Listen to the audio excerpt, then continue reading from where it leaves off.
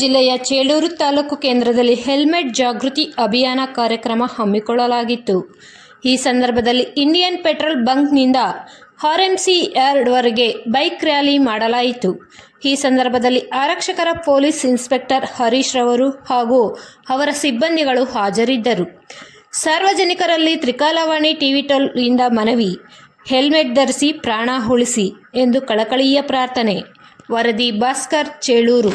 ಅವೇರ್ನೆಸ್ಗೋಸ್ಕರ ಈಗ ಎಲ್ಲರೂ ನಮ್ಮ ಚಿಕ್ಕಲಿಂಗ ಸ್ಕೂಲಿಂದ ಆರ್ಎಂಸಿ ಯಾರ್ಡ್ವರೆಗೂ ಮೇನ್ ರಸ್ತೆಯಲ್ಲಿ ಹೆಲ್ಮೆಟ್ ಅವೇರ್ನೆಸ್ ಕಾರ್ಯಕ್ರಮನ ಹಮ್ಮಿಕೊಂಡಿದ್ದೀವಿ.